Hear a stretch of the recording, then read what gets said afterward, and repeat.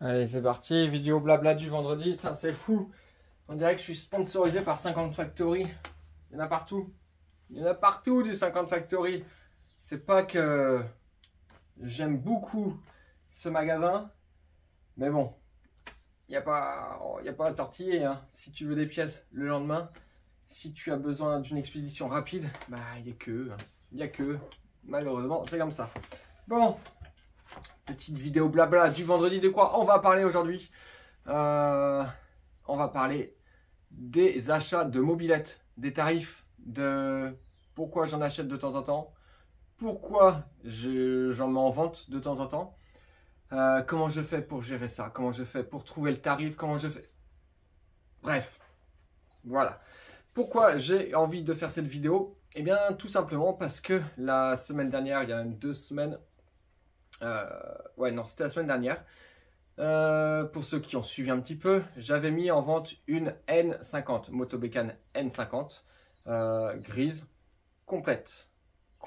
Je lui ai même rajouté des pare-jambes que j'avais depuis un moment, que j'avais acheté il y a un moment. Elle a des valises, enfin des sacoches à l'arrière. Et voilà, la bécane est complète, juste moteur grippé. Enfin, voilà, c'est une machine à remettre en état. Donc dessus, il y aurait les... Si tu veux la remettre en état, il y aurait quoi? Il y aurait le train de pneus, donc 2 pneus. Il y aurait tout ce qui est gaine et câble. Voilà. Faut tout changer. Hein. Quand tu repars comme ça, n'essaie pas de bricoler avec ce qu'il y a dessus. Tout ça. Non, tu remets gaine et câble neuf. Au moins, comme ça, tu es tranquille.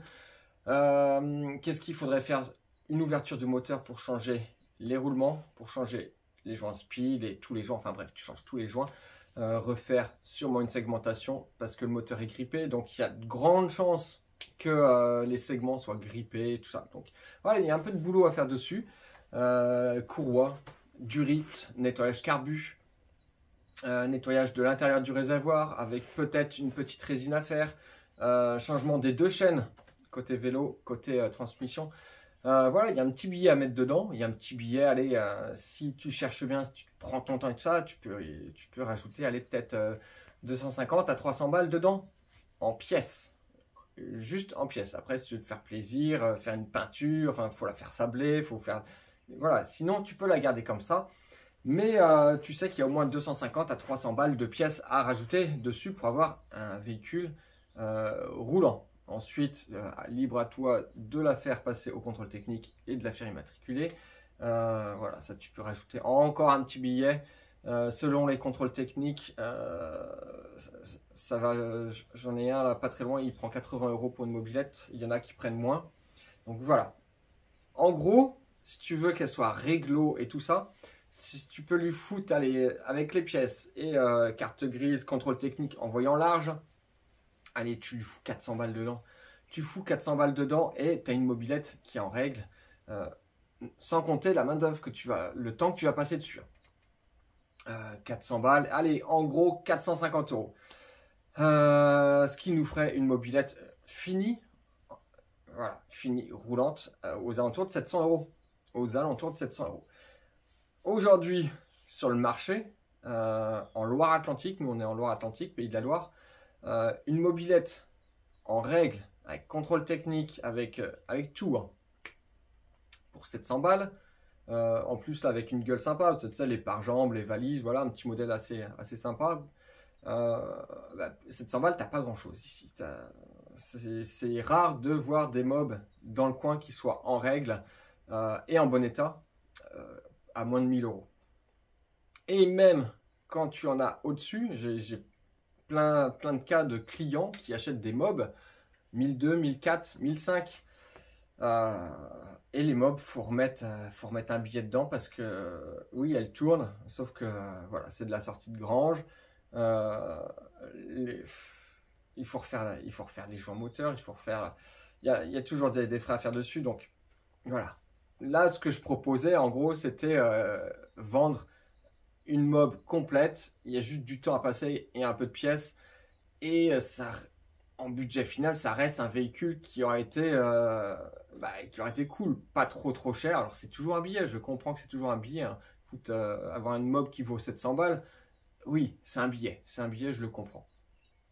Mais sur le marché actuel, ben voilà, moi je suis obligé de m'aligner un peu sur le marché actuel.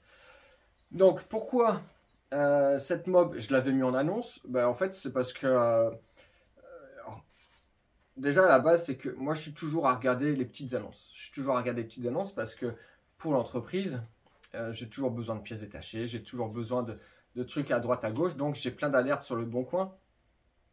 Et notamment des alertes sur les mobylettes avec des prix, avec un prix bas sur le secteur. J'ai des alertes là-dessus pour, au cas où s'il y a une bonne affaire, en être informé. Donc de temps en temps, j'achète des mobylettes comme ça. Voilà, déjà parce que ça me fait plaisir d'acheter des mobylettes. J'aime bien acheter et revendre, ça, je trouve enfin, j'aime bien ce petit côté-là. Voilà, et ça peut faire des petits plus en plus pour l'entreprise. Ça fait du contenu également pour la chaîne YouTube, pour les réseaux, pour Facebook, pour Instagram. Enfin voilà, quand j'achète un engin, il y a plein de choses qui viennent en compte. Il y a aussi les revenus après des réseaux. L'engin va me permettre de faire du contenu qui lui va me rémunérer un peu. Et quand je dis rémunérer un peu, je dis bien un peu. Donc voilà, il y a toujours un intérêt derrière. Moi, je le fais au nom de l'entreprise en plus, donc il y a un intérêt financier. Mon entreprise, j'ai beau être passionné, j'ai beau kiffer les vieilles mobs, les vieilles motos, tout ça.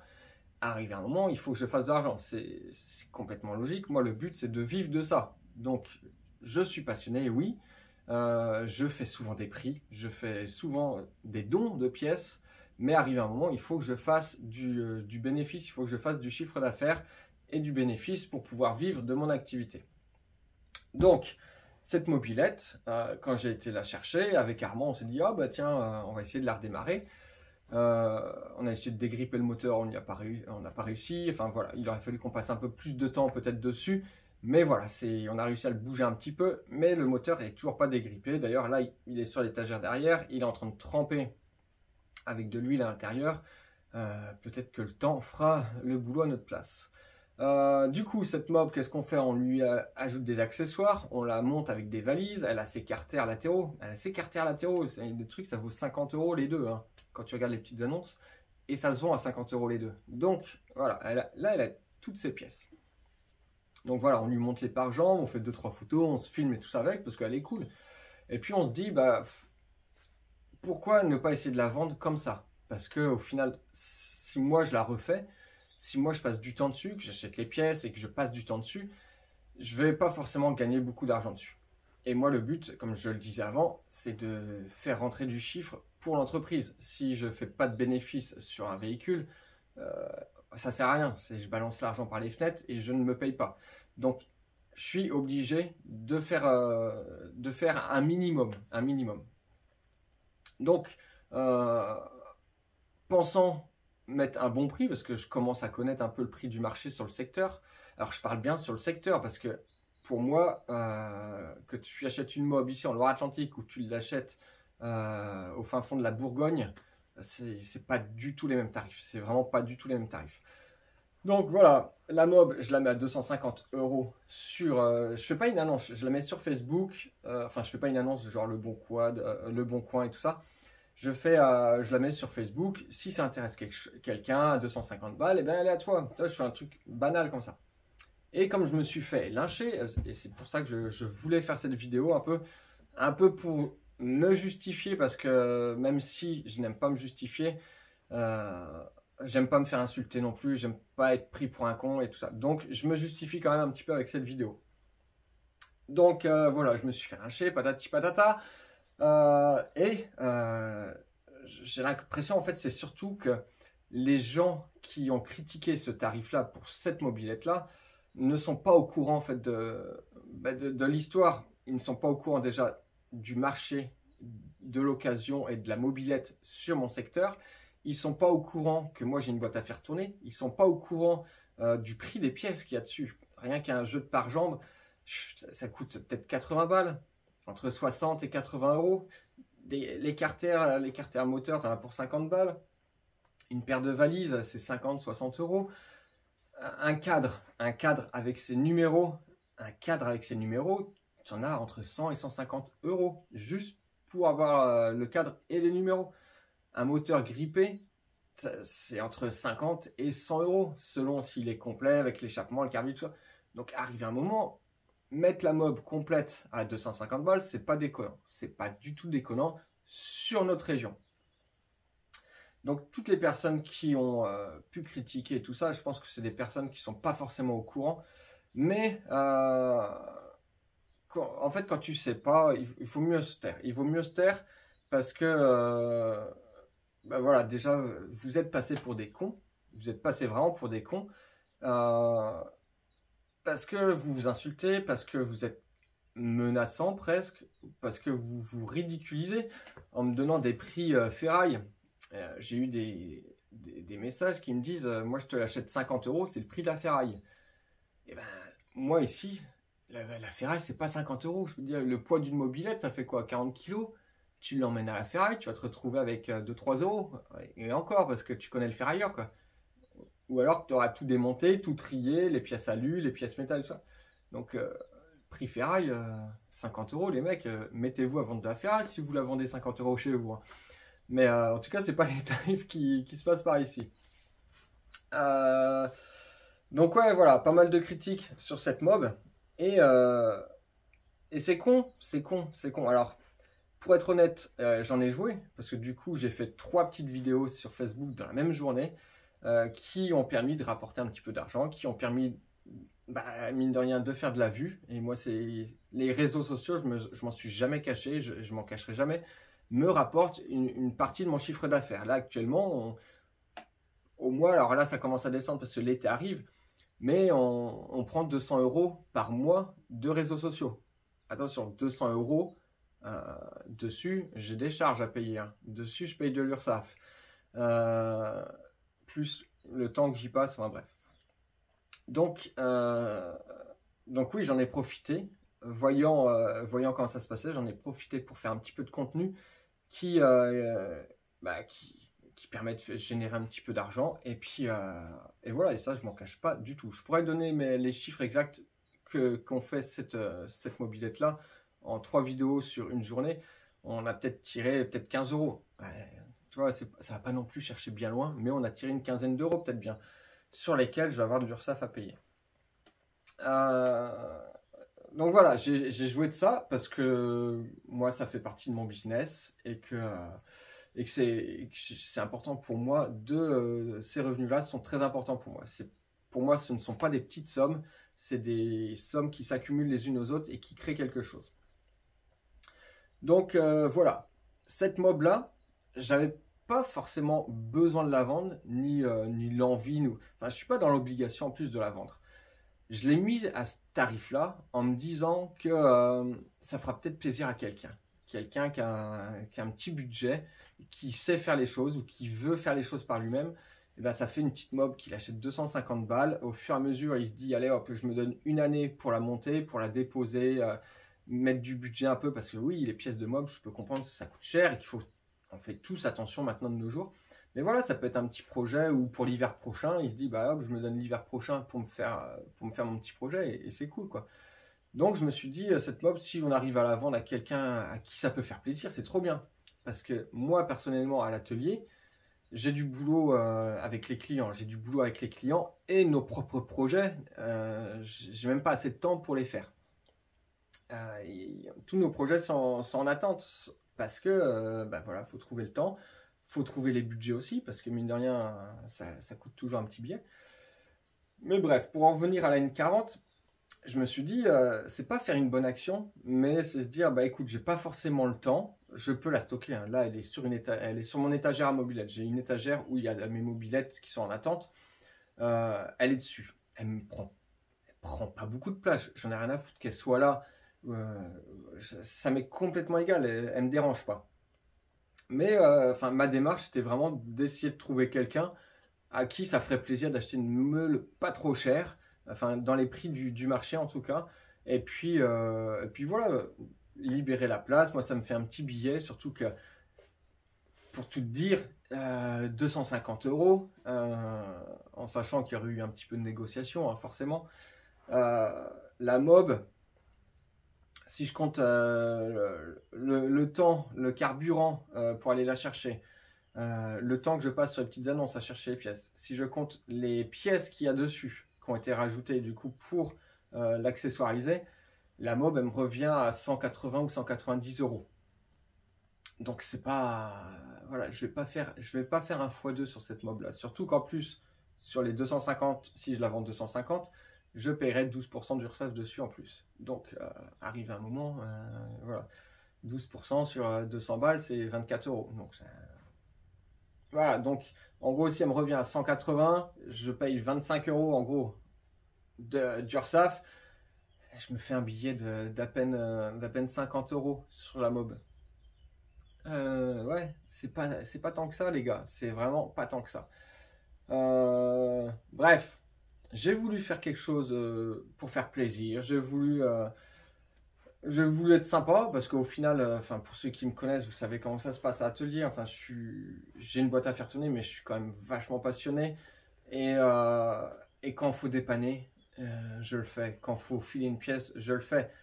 Je suis pas du genre à vendre tout ce que tu vois sur les étagères. La plupart, ce sont des pièces que j'ai récupérées à droite à gauche.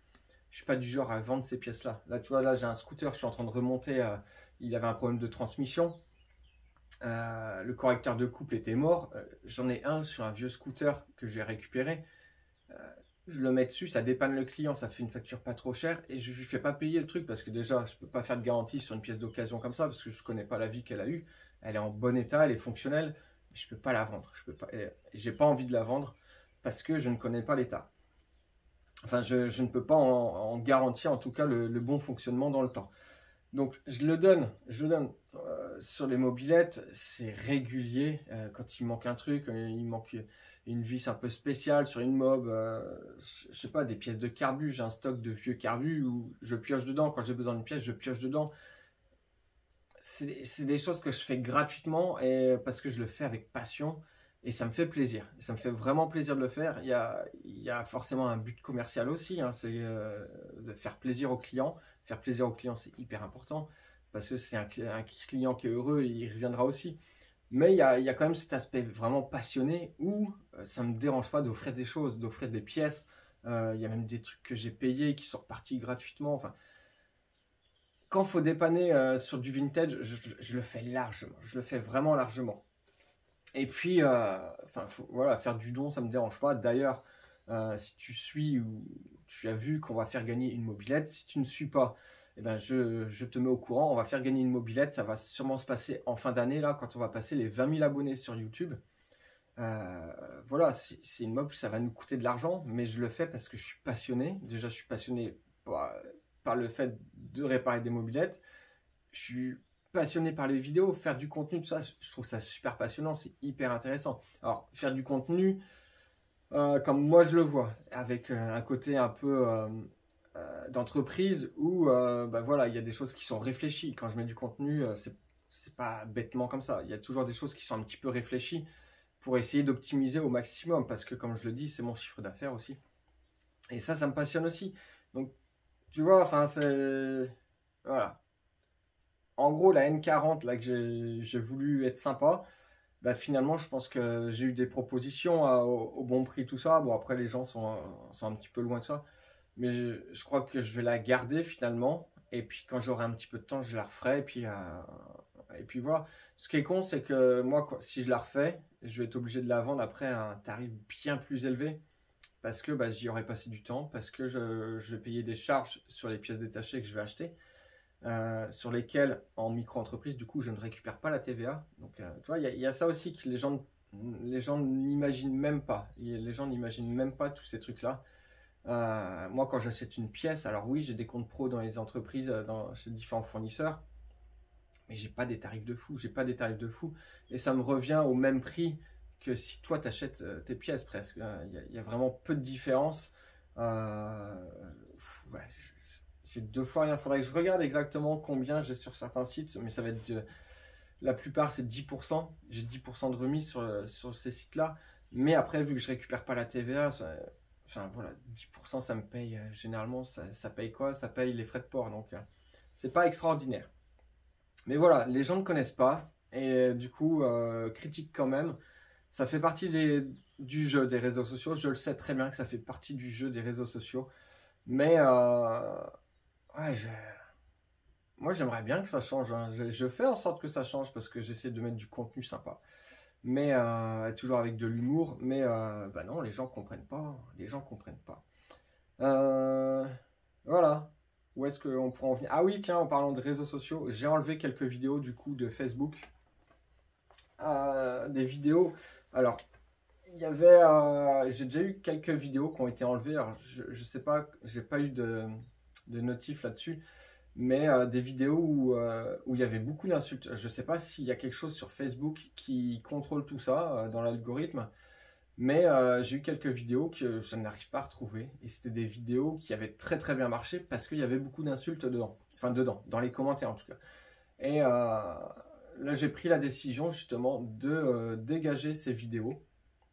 Enfin, dégager les vidéos où il y a trop d'insultes, où ça part trop en cacahuète. Je préfère les enlever et qu'on arrête là parce que je m'en servirai. Je m'en servirai pendant 2-3 jours. Ces vidéos-là, elles vont marcher pendant 2-3 jours. Généralement, c'est comme ça. C'est au début, ça marche un petit peu. Et puis après, si je vois qu'il y a trop d'insultes, je les dégagerai parce que j'ai pas envie que ça devienne la foire aux insultes sur ma page Facebook en tout cas. Sur YouTube, il n'y a pas ce problème-là. Sur Instagram, il n'y a pas ce problème-là. C'est vraiment un problème lié à Facebook. Donc, je ferai un peu de tri. J'utiliserai les vidéos pour que ça me rapporte du chiffre d'affaires, ça c'est sûr et certain. Mais quand ça ira un peu trop loin, qu'il y aura trop d'insultes et tout ça, que ça devient un peu lourd, je les enlèverai. Je les enlèverai parce qu'il n'y a aucun intérêt à laisser des pages d'insultes. Ça ne sert à rien. Donc voilà, petite vidéo blabla tranquille. T'as peut-être rien appris aujourd'hui, mais au moins je suis bien heureux que tu aies suivi jusqu'ici. Abonne-toi à la chaîne Mini Wheeling, on est bientôt à 20 000 et bientôt la mobilette à gagner. Ça va être cool, un beau projet. Allez, à bientôt, salut!